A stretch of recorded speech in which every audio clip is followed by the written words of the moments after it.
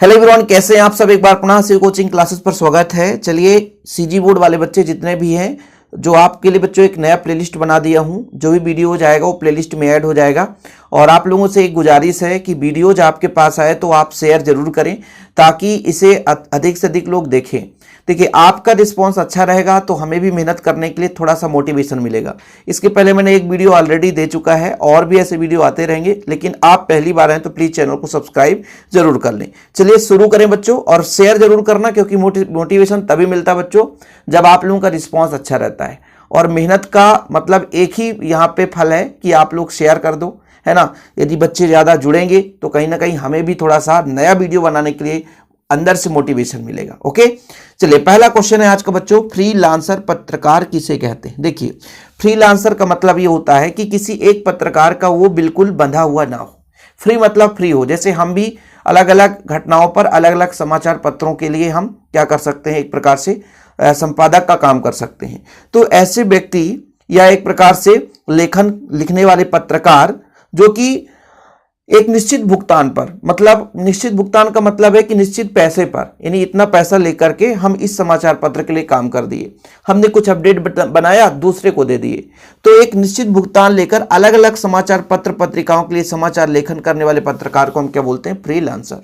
कहने का तात्पर्य यहाँ पे ये हुआ बच्चों कि हम सभी पत्र जो समाचार पत्र हैं, या कि कोई भी ऑनलाइन प्लेटफॉर्म का जो आपका संचार व्यवस्था है, उन सब से हम अलग अलग पैसे लेकर के अपने न्यूज को दें, ठीक है। या कोई भी पत्र लिखें या कोई समाचार पत्र लिखें, तो सब अलग अलग भुगतान के आधार पर, हम किसी एक का बंधुआ मजदूर नहीं कहलाएंगे, ठीक। तो आपका फ्रीलांसर कहलाता है, यानी पत्रकार है लेकिन फ्री है, अपने मर्जी के आधार पर काम करता है, जहां जरूरत पड़ती है उससे वो पैसा ले लेता है और अपना पत्रकारिता करता है। तो ये फ्रीलांसर कहलाता है। ओके, तो निश्चित भुगतान लेकर के, मतलब एक फिक्स अमाउंट लेकर के अलग अलग समाचार पत्रों के साथ समाचार लेखन का कार्य करता है, ऐसा पत्रकार आपका फ्रीलांसर कहलाता है।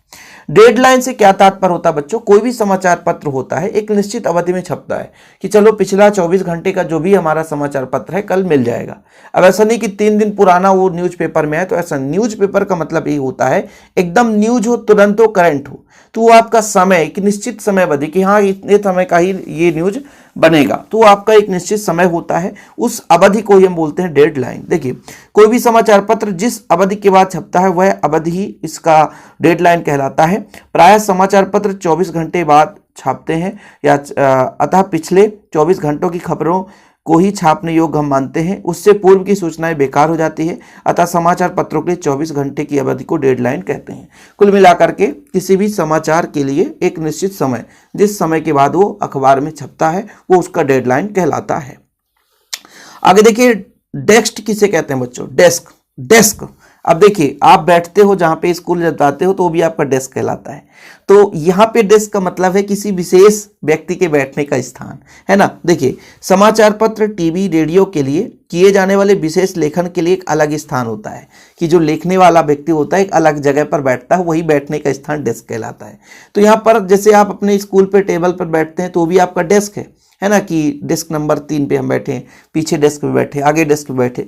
तो ऐसे ही रेडियो या टेलीविजन के अंदर जो पत्रकार होते हैं, जो लेखन लिखते हैं, मतलब जो भी समाचार पत्र होता है उसका लेख लिखते हैं, तो उनके बैठने का जो जगह है बच्चों, वो आपका डेस्क कहलाता है। हिंदी वेब जगत में कौन कौन सी साहित्यिक पत्रिकाएं चल रही हैं, ठीक है, आपके सीजी बोर्ड के आधार पर है। जैसे अनुभूति है, अभिव्यक्ति है, हिंदी नेस्ट है, समय है आदि। तो ये तो आप लोग वैसे भी जानते होंगे साहित्यिक पत्रिकाओं के बारे में। नाटक में संकलन त्रय, त्रय मतलब तीन चीज क्या क्या है जो नाटक में विशेष है।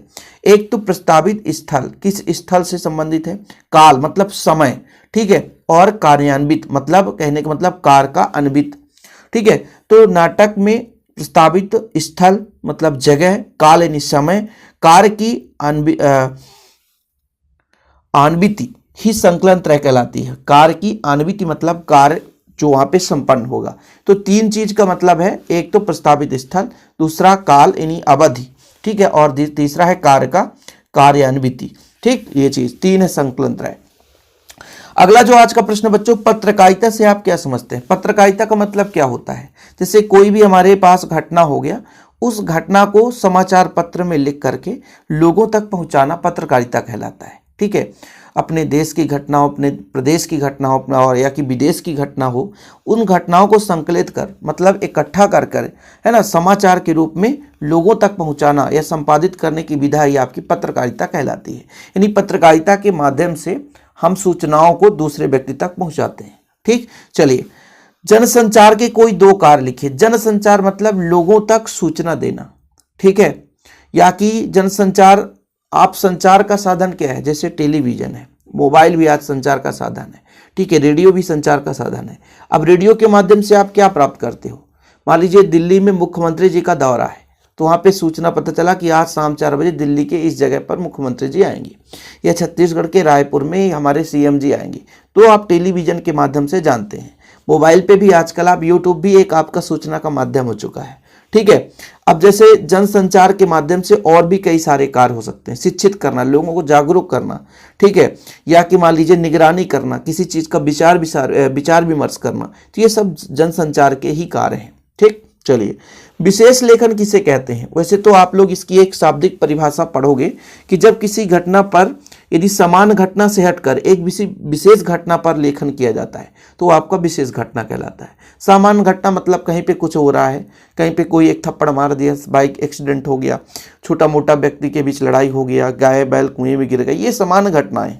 लेकिन एक विशेष घटना पर कि अचानक यहाँ पर भूकंप आया तो वो स्थिति विशेष हो जाती है। तो जब विशेष घटना पर कोई लेखन लिखा जाता है तो आपका विशेष लेखन कहलाता है। जब विशेष घटना मतलब इन्हीं एक स्पेशल रूप से विशिष्ट जिसे बोला जाता है, समाचार के अलावा या समाचार से हटकर के कुछ विशेष लेखन लिखा जाता है तो उसे विशेष लेखन कहते हैं। इसके अंतर्गत खेल, व्यापार, सिनेमा, विभिन्न क्षेत्रों की घटनाएं एवं विचार, समस्याएं आदि आती है। जैसे मान लीजिए किसी एक फेमस मतलब अभिनेता का कोई नया चलचित्र आने वाला है, मूवी आने वाला है, तो फिर उसको क्या करते हैं कि मान लीजिए न्यूज के माध्यम से बताते हैं कि इस दिन ये मूवी रिलीज होने वाली है, तो फिर आपका क्या हो जाता है, तो एक विशेष घटना हो गया, ठीक है, जिसको बेसब्री से इंतजार हो। मान लीजिए आपका फेवरेट हीरो कोई भी हो, है ना, और उस हीरो का मान लीजिए अखबार में विज्ञापन आ जाए तो आपको लगेगा यार कि बहुत विशेष है, तो आपके अकॉर्डिंग वो विशेष घटना हो जाएगी। तो ऐसा सिनेमा से संबंधित घटना हो सकता है, खेल से, मान लीजिए अभी T20 वर्ल्ड कप होने वाला हो तो आपके मन में एक ख्याति है कि भाई वर्ल्ड कप होने वाला है, सबके मन में एक विशेष वो सूचना हो जाता है। बाकी आप देखते हो ना कि अखबार पूरा पढ़ते हैं जब, तो विशेष नहीं मुख्य चीज़ों को देखते हैं, है ना, तो जो मुख्य पॉइंट होता है, मुख्य बिंदु होता है, वही एक प्रकार से विशेष लेखन कहलाता है। आगे देखिए एडवोकेसी पत्रकारिता क्या है। किसी खास विचारधारा पर या घटना पर जनमत एकत्रित करने हेतु अभियान चलाया जाता है, उसे ही एडवोकेसी पत्रकारिता कहलाती है ना। कहने का मतलब जैसे किसी विचारधारा का तात्पर्य होता है कि आप किसे मुख्यमंत्री बनाना चाहते हैं, अब इसको लेकर के लोगों के बीच में जाया जाता है, ठीक है, फिर एकत्रित कर अभियान चलाया जाता है, उसके जागरूकता के बारे में बताओ भाई, सहमति ली जाती है कि आपके फेवर में लोगों से पूछा जाता है, तो ये आपका एडवोकेसी पत्रकारिता हो गया। जैसे मान लीजिए अभी पीएम का चुनाव होगा, प्राइम मिनिस्टर का, तो लोगों के पास जा करके इस एक मुद्दा को, एक विचारधारा को लेकर रखते हैं कि इनकी विचारधारा ऐसी है तो आप किसका सपोर्ट करने वाले हो, ठीक है। ऐसे ही मान लीजिए कोई विशेष घटना हो गया, घटित हो गया, जैसे किसान आंदोलन चल रहा है, ठीक है, उस किसान आंदोलन के प्रति लोगों का भाव कैसा है, तो वो एक प्रकार से एडवोकेसी पत्रकारिता मतलब जमीन पर जाकर के अभियान चलाना ही एडवोकेसी पत्रकारिता कहलाता है। तो ये कुछ इंपॉर्टेंट क्वेश्चन है और इनको तैयार करने में भी समय लगता है बच्चों। बाकी आप लोगों के लिए निरंतर वीडियोज आएंगे, लेकिन आप लोगों एक छोटा सा रिक्वेस्ट है कि यदि आप लोगों का ऐसे ही कंडीशन रहा कि जैसा रिस्पॉन्स सही नहीं आ रहा बच्चों, तो फिर वीडियो जाना मुश्किल पड़ जाएगा। इसलिए आप लोगों से गुजारिश है कि प्लीज़ चैनल को सब्सक्राइब कर लें और लगातार आप लोगों के लिए नए वीडियो आएंगे बच्चों, तो शेयर जरूर करें। जय हिंद, वंदे मातरम।